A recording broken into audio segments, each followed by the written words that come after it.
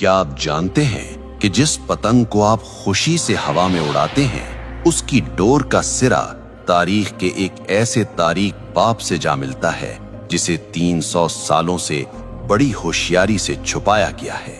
हम इसे बसंत कहते हैं, हम इसे सकाफत कहते हैं, लेकिन तारीख की पुरानी किताबें कुछ और ही कहानी सुना रही हैं।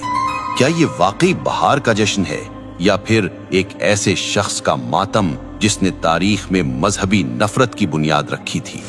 आज हम जज्बात की नहीं, सबूतों की बात करेंगे। आज हम तारीख के उस बंद दरवाजे को खोलेंगे और आपके सामने वो हकाइक रखेंगे जो शायद आपसे हमेशा छुपाए गए। हमारी कहानी का आगाज आज के लाहौर से नहीं बल्कि 1734 ईस्वी यानी 1734 एडी के सियालकोट से होता है। ये मुगल बादशाह मोहम्मद शाह रंगीला का दौर था। सियालकोट के एक मदरसे में मुस्लिम और हिंदू बच्चे साथ पढ़ते थे। तारीखी किताबों के मुताबिक एक दिन बच्चों में बहस छिड़ गई। मुस्लिम बच्चों ने अपनी रवायात की बात की तो जवाब में एक हिंदू तालिबे इल्म हकीकत राय ने कुछ ऐसे अल्फाज कहे जो इंतहाई गुस्ताखाना थे। उसने नाउज़ुबिल्लाह नबी करीम सल्लल्लाहु अलैहि वसल्लम की लख्त जिगर सैयदा फातिमतुज़ ज़हरा रज़ी अल्लाह अन्हा की शान में नाज़ेबा कलिमात कहे। ये बात पूरे शहर में आग की तरह फैल गई। ये वाकया कोई अफसाना नहीं है, इसके सबूत तारीख की मुस्तनद किताबों में मौजूद है। लाला सोहन लाल सूरी जो सिख दौर के सरकारी मौर्रिख थे, उन्होंने अपनी किताब उम्दतुत तवारीख की जिल्द अव्वल में इस वाक़े को तफसील से लिखा है। इसी तरह मशहूर मुसन्निफ गणेश दास वडेरा ने अपनी किताब चार बाग़े पंजाब में इस गुस्ताखी का जिक्र किया है। मामला हाकिम लाहौर ज़करिया खान के पास गया। हजारों का मजमा अदालत के बाहर मौजूद था। शहर के काजी ने फतवा दिया कि इस जुर्म की माफी सिर्फ एक सूरत में हो सकती है कि हकीकत राय इस्लाम कबूल कर ले, लेकिन उसने इनकार कर दिया।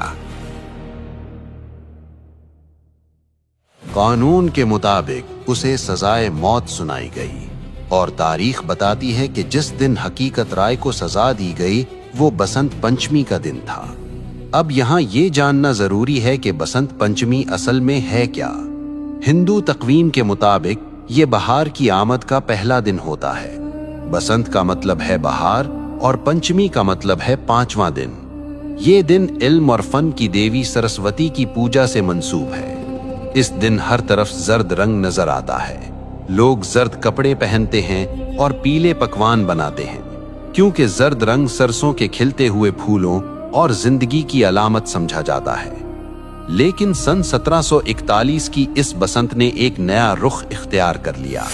जिस दिन पूरा शहर बहार के रंगों में रंगा था, हिंदू बिरादरी ने हकीकत राय की मौत की वजह से इस दिन को यौम सोग मना लिया।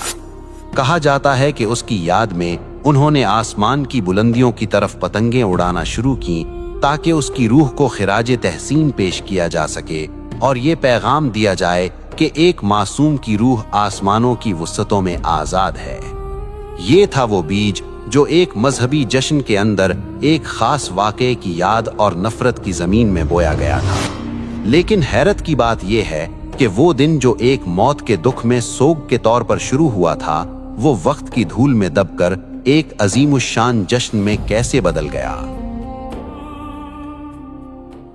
वक्त का पहिया घूमा और पंजाब में सिखों की हुकूमत कायम हो गई। ये महाराजा रंजीत सिंह का दौर था। रंजीत सिंह ने देखा कि बसंत का त्यौहार लोगों में मकबूल है। उन्होंने इस मजहबी सोग को एक शाही मेले में बदल दिया। तारीखी रिकॉर्ड्स बताते हैं कि महाराजा हर साल इस त्यौहार पर लाखों रुपए उस जमाने के पतंगों और इनामो इकराम पर लुटा देते थे। यहीं से मुसलमानों ने भी अनजाने में इसे महज एक कल्चरल इवेंट समझकर मनाना शुरू कर दिया। वो भूल गए कि इसकी बुनियाद कहां रखी गई थी। फिर 1849 में अंग्रेज ब्रिटिश राज आ गए। उन्होंने देखा कि ये मेला मकामी लोगों को मसरूफ रखता है तो उन्होंने इसे और हवा दी। अंग्रेजों के दौर में लाहौर के अंदर बाकायदा बसंत क्लब बन गए। छतों पर होने वाली पार्टियां और होटलों में होने वाले रक्स अब लाहौर की पहचान बन चुके थे। 1947 में पाकिस्तान बना, लेकिन अफसोस हम जमीन तो ले आए मगर कुछ रस्में सरहद के उस पार से अपने साथ ले आए। और फिर इस त्योहार ने अपना असली खूनी रंग दिखाना शुरू किया। आजकल एक दलील दी जाती है कि जी हम केमिकल डोर इस्तेमाल नहीं करते, हम तो सादा धागा इस्तेमाल करते हैं। ये एक बहुत बड़ी गलतफहमी है। साइंस कहती है कि जब धागे पर कांच और केमिकल लगकर हजारों फुट की बुलंदी पर तनता है और हवा का दबाव उस पर पड़ता है तो वो तनाव की वजह से एक आरी जितना तेज हो जाता है। जब वो मोटरसाइकिल पर जाते हुए किसी इंसान के गले से टकराता है तो वो केमिकल हो या ना हो, वो शाहरग काट देता है। ये महज हादसा नहीं होता, ये कत्ल है। आइए जज्बाती बातों को छोड़कर आदादो शुमार स्टैटिस्टिक्स देखते हैं। पुलिस रिकॉर्ड और अस्पतालों के डेटा के मुताबिक सिर्फ 2006 से 2009 के 3 खूनी सालों में लाहौर, फैसलाबाद और गुजरांवाला में 119 अफराद इस खूनी खेल की नजर हुए। इनमें 40% से जायद वो मासूम बच्चे थे जो पतंग लूटते हुए छत से गिरे या सड़क पर गाड़ी के नीचे आ गए। भारत में सूरत हाल इससे भी बदतर है। जानवरों के हुकूक की तंजीम पीटा की रिपोर्ट के मुताबिक हर साल बसंत के मौसम में हजारों परिंदे आसमान में तनी हुई इन डोरों से कट कर मर जाते हैं। क्या किसी त्योहार की कीमत इतनी लाशें हो सकती हैं?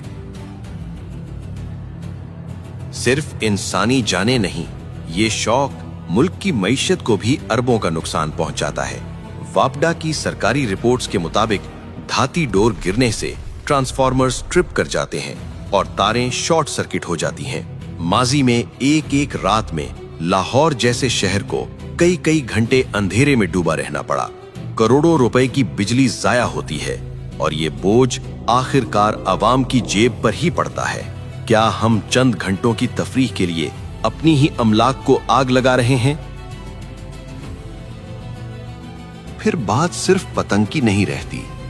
बसंत की रात, हवाई फायरिंग और बेहयाई का जो बाजार गर्म होता है, क्या वो हमारी सकाफत है?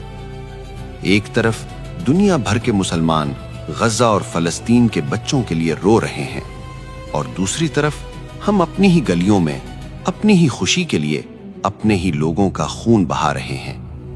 क्या ये बेहिसी की इंतहा नहीं है? सवाल ये है कि अगर बसंत नहीं तो फिर क्या?